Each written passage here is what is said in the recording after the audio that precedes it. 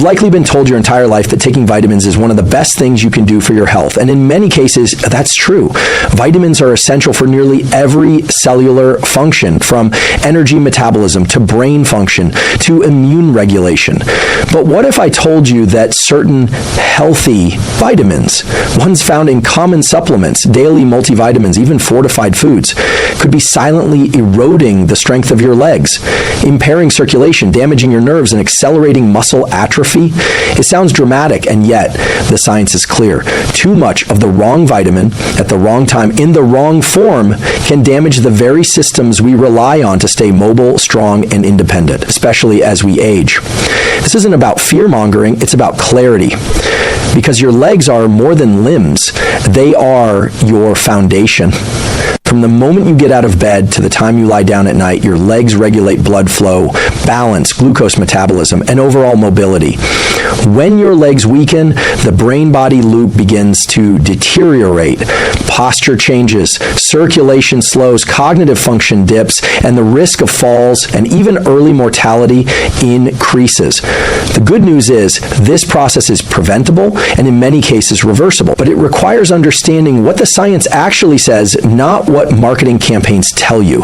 In today's episode, we're diving into 3 vitamins that most people believe are healthy, but can silently damage leg health when misused. You'll learn how these compounds affect your nerves, your blood vessels, and your muscle tissue, and more importantly, you'll walk away with research-backed strategies to protect your mobility, optimize nutrient intake, and support your long-term brain-body health. Here's what we'll cover. Why more isn't always better when it comes to fat-soluble vitamins. The surprising nutrient that can block oxygen from reaching your muscles. How a common vitamin can disrupt nerve conduction and cause leg tingling or weakness. What the latest studies show about muscle retention and supplement timing. How to audit your current intake and build a leg protective supplement protocol. And tools, simple behavioral ones, that will help you sustain mobility, strength, and independence well into your later decades. Because at the end of the day, longevity isn't just about living longer. It's about moving better, thinking clearer, and showing up fully for your life. Let's get into it. When we think of antioxidants, vitamin E often tops the list, celebrated for its ability to neutralize free radicals and support immune health. But what most people don't realize is that excessive intake of vitamin E, especially in the form of alpha tocopherol from synthetic supplements, can actually impair the very processes your body uses to build strength, recover from exercise, and maintain healthy blood flow in your legs. Here's what the research shows. A 2014 study published in the Journal of Physiology found that high doses of antioxidant supplements, including vitamin E, can blunt the beneficial effects of exercise by interfering with mitochondrial signaling. And that's a problem because your mitochondria are the energy engines of your muscle cells. When they can't adapt properly to the demands of movement or resistance, your muscles grow weaker, slower to repair, and more vulnerable to fatigue. Why does this happen? When you exercise, your body generates a small amount of oxidative stress, and that's actually a good thing. That mild stress signals your cells to grow stronger, create more mitochondria, and improve performance. But when you flood your system with large doses of vitamin E, it can dampen this signal, essentially turning off the body's natural adaptive response to stress. In simple terms, you'll work out, but your muscles don't get the full benefit. This becomes even more relevant as we age. Leg strength is one of the strongest predictors of long-term mobility and cognitive health in older adults. And yet many people over 50 begin supplementing with high-dose vitamin E, often 400 IU or more, thinking it's helping them recover. What they don't realize is that this level can impair endothelial function, that is, how well your blood vessels dilate and deliver oxygen to muscle tissue. A study in Circulation 2000 showed that excessive vitamin E can reduce nitric oxide availability, which is key for blood vessel flexibility and circulation. your legs. That translates to slower recovery, greater fatigue, and even higher risk for issues like varicose veins or peripheral artery disease in the long term. Here's a relatable example. Imagine your leg muscles are like a high-performance engine. Exercise is the ignition. It signals your body to build more horsepower. But if you dump too much vitamin E into the system, it's like flooding the engine. You may have good intentions, but you stall the very adaptation you're trying to create. So, what can you do? A simple tool to apply is this. Check the label of any multivitamin or standalone vitamin E supplement.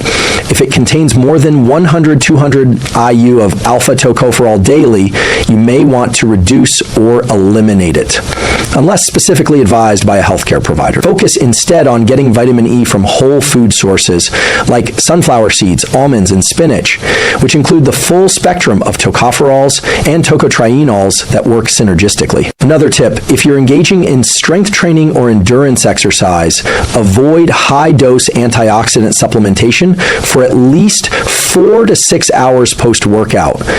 Give your body time to experience and respond to the adaptive stress first, because what's happening in your muscles isn't just about nutrients, it's about timing, signaling, and adaptation. The goal isn't to suppress stress completely, it's to train your system to get stronger because of it. And if this insight is helping you reframe how you think about supplements and performance, consider subscribing to the channel. There's more evidence-based content like this designed to support your physical, mental, and emotional health. Most people think of B vitamins as harmless, water-soluble, easily excreted, and essential for energy production. And generally that's true. But vitamin B6, also known as pyridoxine, is the exception. What makes B6 different is that unlike other B vitamins, it can accumulate in the body's tissues over time, especially when taken in excess. And that buildup doesn't just sit harmlessly, it can damage your peripheral nerves, specifically the nerves that run through your legs and feet. Here's what the research shows. A 2017 review published in Neurological Sciences confirmed that chronic vitamin B6 toxicity, even at doses as low as 100 to 100 milligrams per day, can lead to a condition called sensory neuropathy. That means people start experiencing tingling, burning, numbness, or weakness, most commonly in the lower extremities. In some cases, these symptoms mimic those of diabetic neuropathy, even in people with no blood sugar issues at all. You might be wondering, if the recommended daily intake for B6 is only around 1.32 milligrams for adults, how do people end up consuming 50, 100, or even 200 milligrams a day? The answer lies in the supplement industry. Many energy boosters, multivitamins, pre-workouts, and mood enhancers include B6 at mega doses, sometimes 50x the recommended amount. It's marketed as a fatigue fighter, a hormone balancer, a mental clarity booster. But the body doesn't need that much. And when it builds up, the nerves in your legs often pay the price. A real-world analogy, think of B6 like caffeine. A little can be helpful. Too much, and you start to shake, lose focus, and become irritable. With B6, the damage is slower and more insidious, but no less real. You may feel fine at first, then begin noticing odd sensations in your legs, a sense of imbalance or reduced coordination. It's like your body's wiring is fraying. And often, people don't connect it to the vitamin they thought was helping them. What's happening in your nervous system is this. Excess B6 interferes with how nerve cells transmit signal. That disrupts the sheath, the protective covering around nerves. That's particularly dangerous for the long nerves running down your spine and into your legs and feet, because they're more vulnerable to damage. Here's a practical tool. If you're taking supplements that contain vitamin B6, add up your daily intake. You might be surprised by how much you're getting across different products. Aim to stay below 50 deltas a day unless you're being supervised by a healthcare provider. And ideally, get your B6 from food. Chickpeas, salmon, bananas, and poultry are all excellent natural sources that don't pose the same toxicity risk. Another protocol. If you're experiencing unexplained leg tingling, numbness, or muscle weakness, and your blood sugar and thyroid levels are normal, ask your provider to check your B6 levels. It's a simple blood test, and it could reveal a cause that's often overlooked. This is a powerful example of how healthy supplements can have hidden downsides, especially when taken without guidance or long-term tracking. But by understanding the mechanism, you gain the power to reverse it.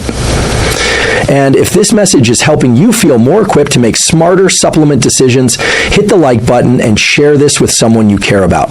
You might help them catch a silent issue before it turns into something serious. Iron is vital, no question. It carries oxygen to every cell in your body, supports mitochondrial function, and plays a central role in energy production. But when it comes to iron supplementation, more is absolutely not better. In fact, taking iron when your body doesn't need it or absorbing more than you can regulate can impair the health of your legs in ways that are rarely discussed.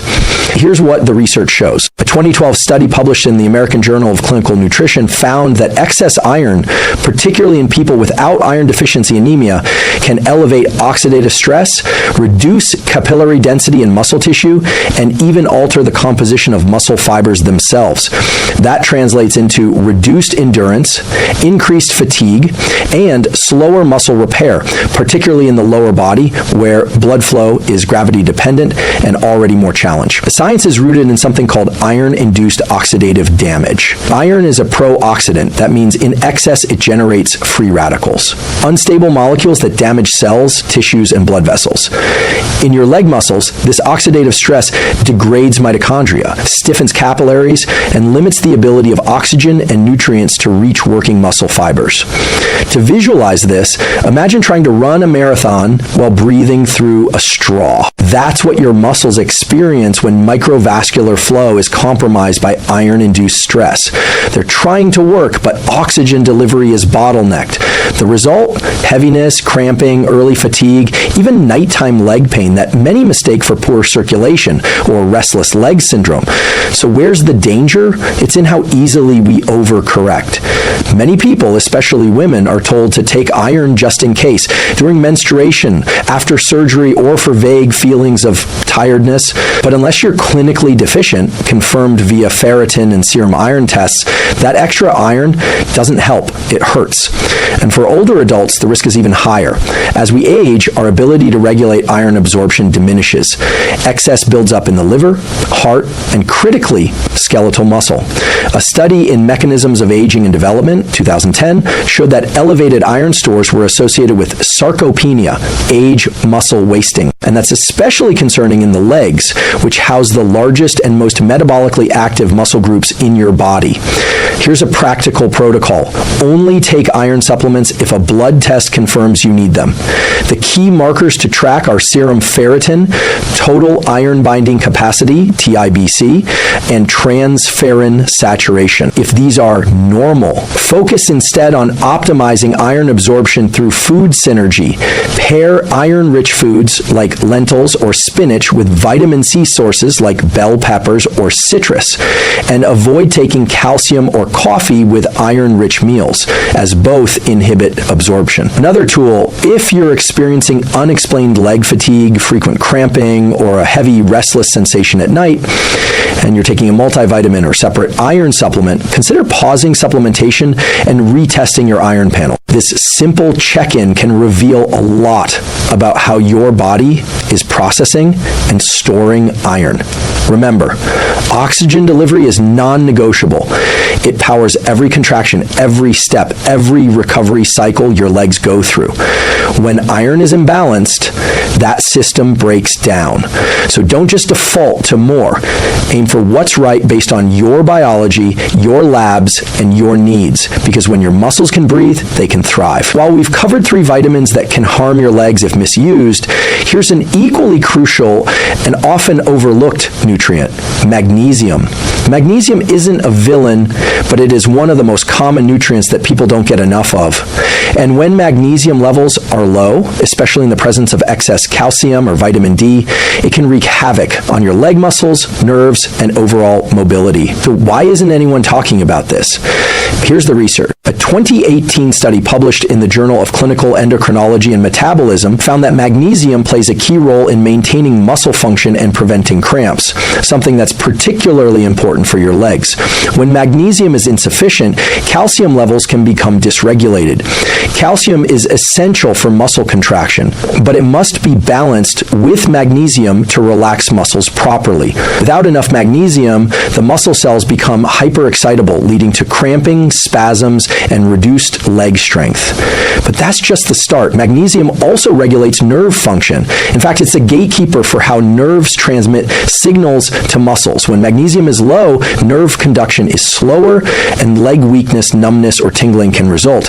If you've ever had a cramp in the middle of the night, especially in your calves, you've felt this firsthand. The muscle tightens and won't let go. That's a magnesium issue.